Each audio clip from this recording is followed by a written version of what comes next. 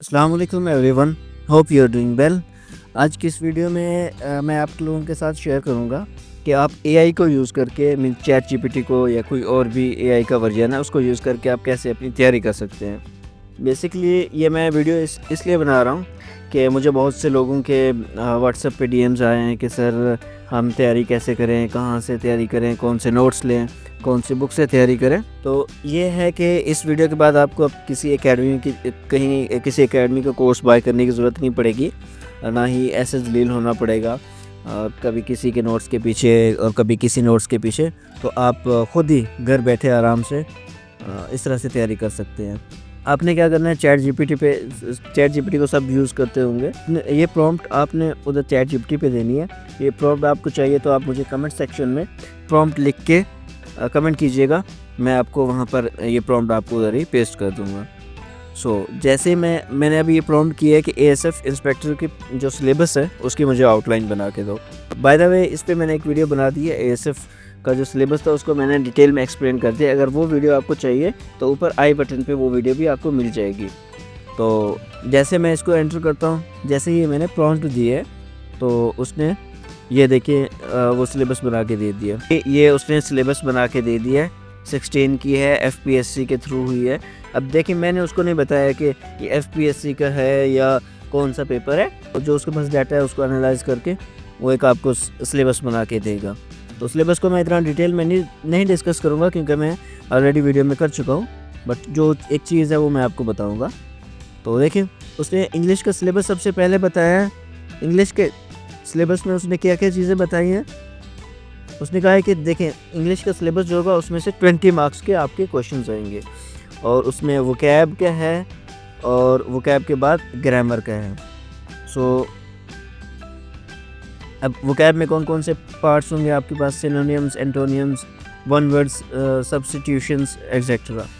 और उसके बाद आपका जो ग्रामर का पार्ट है उसमें उसने बेसिकली ये बहुत ही अच्छा बनाया। वो ये है कि पार्ट्स ऑफ स्पीच है, सेंटेंस करेक्शन है, active voice, passive voice, direct and indirect, और प्रेपोजिशन, टेंसेस, इस तरह की चीज़ें ये लाजमी आती होती हैं। पास पेपर आप जाके एनालाइज करें, जिसने एनालाइज किया उसको इसका आइडिया भी होगा। दूसरा जो पार्ट होगा वो होगा जनरल इंटेलिजेंस आईक्यू का। उसमें हमारे पास कौन कौन से टॉपिक्स आ जाएंगे वो देख लेते हैं। इसमें हमारे पास एनालॉजीज आ जाती हैं, series of completion, number, alphabets, figures, ये सब चीज़ें आप इसको डिटेल में देख सकते हैं, मैं इतनी डिटेल में नहीं जाऊंगा। देन हमारे पास करंट अफेयर का आ जाता है। करंट अफेयर के बाद पाकिस्तान अफेयर का है। तो पाकिस्तान अफेयर के सिलेबस को मैं थोड़ा सा डिस्कस कर लूँ, ये एक इम्पॉर्टेंट है। एग्जाम्पल में भी मैं आपको ये बताऊँगा कि आपने इसकी तैयारी भी कैसे करनी है। तो ये स्टार्ट हो रहा है आइडियालॉजी ऑफ पाकिस्तान से लेके, उसमें हमारे पास कौन कौन से इवेंट्स आ रहे हैं 1857 टू 1947, यहाँ तक जितने इवेंट्स हुए हैं उनकी डेट्स, डिफरेंट क्वेश्चंस पूछे जाते हैं उसमें। उसके बाद Allama Iqbal, Quaid Azam, Sir Syed Ahmed Khan, Lahore resolution, partition के बाद जो हुआ वो, उसके बाद ये कॉन्स्टिट्यूशंस, ये बहुत ही इंपॉर्टेंट टॉपिक है। इस पर मैं इंशाल्लाह बहुत जल्द एक डिटेल वीडियो भी बनाने लगा हूँ, तो उसके लिए भी आप चैनल को सब्सक्राइब कर लें और बेल आइकन को आप ऑन कर लें ताकि आपको जब वीडियो आए तो उस नोटिफिकेशन मिल जाए और आप वो वीडियो देख सकें, तो कुछ चीज़ मिस ना हो।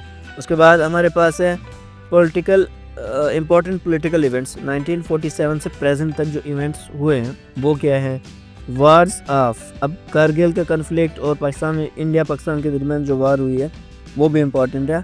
इवन दो अब अगर करंट अफेयर के हिसाब से देखा जाए तो आजकल जो पाकिस्तान और इंडिया के दरमियान मसले चल रहे हैं तो वो भी एक इम्पॉर्टेंट है और वो इसके अंडर ही आएगा, वार्स विद इंडिया।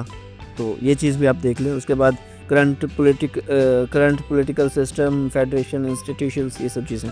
देन हमारे पास आ जाता है इस्लामियात का है, और उसके बाद जनरल नॉलेज है। जनरल नॉलेज में वो जियोग्राफी, कैपिटल्स, करंट्स एंड ये सब चीज़ें। कंप्यूटर स्किल्स है, ये भी एक इम्पॉर्टेंट है। तो ये इसका सिलेबस था। सिलेबस को मैं इतना ज़्यादा डिटेल में नहीं देखूँगा। अब मैं आपको बताता हूँ कि आपने इसकी तैयारी कैसे करनी है, मीन्स कि आप किस तरह से इसको प्रॉम्प्ट दे के आप तैयारी कर सकते हैं। अब देखिए आपके पास सब्जेक्ट तो आ गए हैं और सब्जेक्ट को उसने डिवाइड भी कर दिया कि सब्जेक्ट में कौन कौन सी चीज़ें इंपॉर्टेंट होंगी। तो आप क्या करें, आप उनको ना वन बाय वन उन पे एक नोट्स लेना स्टार्ट कर दें।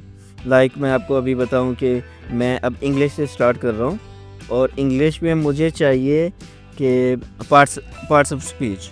अब मैं वन बाय वन टॉपिक करूंगा, आपकी मर्ज़ी है कि आप जितने उस पर जितना करना चाहें। मीन आप एक दिन में या एक ही प्रॉम्प्ट में आप जितने उससे जितने टॉपिक्स पे आप उससे नोट्स चाहते हैं या आप डाटा चाहते हैं तो आप उस तरह से उससे निकलवा सकते हैं या आउटपुट ले सकते हैं। सो मैं क्या करूँगा, मैं दोबारा वही प्रॉम्प्ट दे रहा हूँ बट उसको थोड़ा एडिट करूँगा। Make a detail notes by analysing the ASF inspectors past papers. अब इससे क्या होगा, इससे आपको वो एक्यूरेट मीन जो आपको एक डाटा चाहिए जिस पोस्ट के लिए चाहिए आपको उसके लिए एक्यूरेट डाटा देगा। तो इसको जैसे मैं एंटर करता हूँ तो अब देखते हैं क्या कहता है। अब ये हमारे पास पार्ट्स ऑफ स्पीच पे नोट्स उसने बना के दिए हैं, ये बहुत ही अच्छे नोट्स हैं, अब इनको देख लें। अब इसमें क्या है कि सबसे पहले उसने नाउन्स बताया कि नाउन्स क्या होते हैं, उनकी टाइप्स कौन सी है, और प्रोनाउंस आपको बताए हैं। एंड देन हमारे पास आ जाता है वर्ब, एडजेक्टिव्स, ये भी राइट डाउन कर रहा है, तो एडवर्ब, ये सब चीज़ें आ जाएंगी। अच्छा, अब एक और चीज़ है जिस वजह से मैं आपको ये रिकमेंड करूँगा कि आप ChatGPT से तैयारी कर सकते हैं, वो ये है कि यहाँ पर आपको वो कुछ पास्ट पेपर्स में से MCQs भी देगा। मीन्स आप एक तो MCQs देगा पास्ट पेपर्स में से, और इसके अलावा आप टेस्ट भी जनरेट करवा सकते हैं।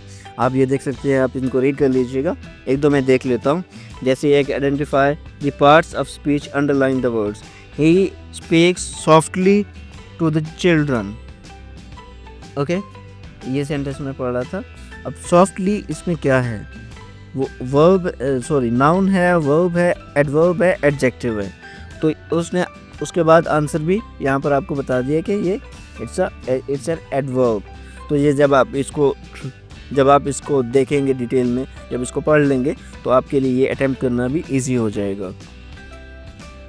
अच्छा, अब क्या चीज़ है, अब इसके बाद जो इम्पोर्टेंट चीज़ है जो मुझे अच्छी लगी है वो ये है कि डेली इसकी कुछ लिमिट होती है। ChatGPT के जो प्लस वर्जन है, GPT-4 है ना, उसकी कुछ लिमिट होती है, वो आपको उस लिमिट तक ये जो एडवांस GPT-4 है आप वो यूज़ करने देगा डेली का। तो उसमें क्या है कि उससे आप इससे आप ChatGPT से PDF नोट्स भी बनवा सकते हैं और उनको डाउनलोड भी कर सकते हैं। इसके अलावा अब मैं इसके बाद ही एक प्रॉम्प्ट दूंगा कि आप मुझे इस पे मुझे एक टेस्ट बना के दो। चलें, जैसे मैंने इसको ये प्रॉम्प्ट दी है कि आप इस टॉपिक पे मुझे एक टेस्ट बना के दो, तो ये देखें उसने ये मुझे टेस्ट बना के दिया है। अब इससे भी मज़े की बात क्या है कि मैं ये टेस्ट इसको क्वेश्चन, जैसे ये क्वेश्चन नंबर 1 है, क्वेश्चन नंबर 1 का आंसर मुझे लगा है कि भाई क्वेश्चन नंबर 1 का आंसर है, for instance I am not going to read this question, तो ऐसे ही मैं इसको लगा देता हूँ। इसका आंसर मेरे पास था D, ये मैंने लगा दिया। इस तरह से क्वेश्चन नंबर 2, 3, इस तरह से मैं जब ये कर लूँगा तो ये मैं दोबारा इसको दे सकता हूँ और इसे कहूँगा कि मुझे अब आंसर चेक करके दो और मुझे रिज़ल्ट बताओ कि मेरे कितने क्वेश्चंस ठीक हुए हैं, जितने मैंने अटेम्प्ट किए इनमें से कितने ठीक हुए हैं, कितने करेक्ट हुए हैं। ठीक है, तो ये है कि आपको जो एक टॉपिक आप करेंगे वो फ़ौरन ही आपको उसका आउटपुट भी दे देगा। तो ये चीज़ है, ये था। आप इस तरह से, मैंने सिर्फ अभी एक इंग्लिश सब्जेक्ट का किया, आप इस तरह से बाकी सब्जेक्ट को भी देख सकते हैं, पाकिस्तान अफेयर का भी। चलें, मैं साथ में पाकिस्तान अफेयर का भी देख लेता हूँ। मैंने इसे ये प्रॉम्प्ट दिया है कि आप डबल चेक कर लें कि कोई मिस्टेक्स ना हो। तो लेट्स से यस, आंसर ये बना के दे रहा है। अच्छा, एक और बात है, ये आप माइंड में रख लें, ChatGPT 100% एक्यूरेट इन्फॉर्मेशन नहीं देता, फिर भी ये प्रॉम्प्ट दे दीजिएगा आपके, आप डबल चेक करें। और उसके अलावा भी आप ख़ुद से इसको एक बार चेक कर लीजिएगा कि जो डेट्स बता रहे हैं ये करेक्ट है या नहीं करेक्ट। तो देखें, अब इसने प्री पार्टीशन एरा के बता दिया है 1857 टू 1947 तक। ठीक है, उसमें इसने जितनी भी इम्पोर्टेंट चीज़ें, जितनी का मतलब ये नहीं कि सारी की सारी है, इसमें कुछ मिसिंग होंगी, तो बट मोस्टली इसने बता दी वन लाइन में कर लें, आपको जिस तरह से कन्वीनियंट लगे आप उस तरह से कर सकते हैं। वन लाइनर में करवा सकते हैं या एमसीक्यूज़ में भी इससे आप ले सकते हैं कि आप मुझे एमसीक्यूज़ बना के दे दें, 200 एमसीक्यूज़ बना दें, 400 बना दें, जितनी आप प्रॉम्प्ट देंगे वो उतनी बना के आपको देगा। ये है कि अगर 200 का आप प्रॉम्प्ट देंगे तो वो 200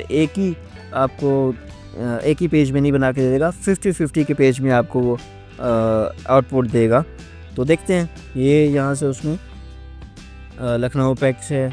मैं वन बाय वन इनको कुछ इसमें से रीड कर लेता हूँ, देख लेते हैं कि 10th May 1857 फ्रॉम मेरठ से जो इंडिपेंडेंस बिगिन हुई थी, और उसके बाद Bahadur Shah Zafar was the last Mughal emperor, ये लास्ट मुगल एम्परर था। अब ये क्वेश्चन पूछा जाता है sometime. Okay, British officially ended Mughal rule, कब ऑफिशियली एंड किया था रूल को, तो ये भी क्वेश्चन आ सकता है। उसके बाद sir Syed Ahmad Khan Scientific Society कब बनाई थी, और उसके बाद टू नेशन थ्योरी, और ये सब चीज़ें बहुत इंपॉर्टेंट, ये मींस के सारी की सारी इंपॉर्टेंट चीज़ें हैं ये, और ये कुछ पास पेपर्स में लाजमी आई होंगी। अब मैं वन बाय वन इनको रीड करने लग जाऊँगा तो वीडियो बहुत लंबी हो जाएगी। तो इस चीज़ को अवॉइड करने के लिए जस्ट मैं स्क्रॉल कर रहा हूँ और देख रहा हूँ, देखें उसने 100 एमसीक्यूज़ बना के दिए। आप 500 कहें, जितनी कहें वो उतनी आपको बना के देगा। जस्ट मैंने एग्जांपल के लिए दिया है, आपको लगेगा अगर 100 में सारे इवेंट्स कवर नहीं हो सकते, आप 500 बनवा लें इनसे। चैटजीपीटी से 500 की प्रॉम्प्ट देंगे, वो आपको 500 वन लाइनर क्वेश्चंस के आंसर आपको दे देगा। अगर क्वेश्चन भी आप कहेंगे तो क्वेश्चन भी आपको वो जनरेट करके देगा। सो आई होप वीडियो आपको अच्छी लगी होगी। अगर अच्छी लगी है तो चैनल को सब्सक्राइब करें, शेयर करें वीडियो को अपने दोस्तों के साथ।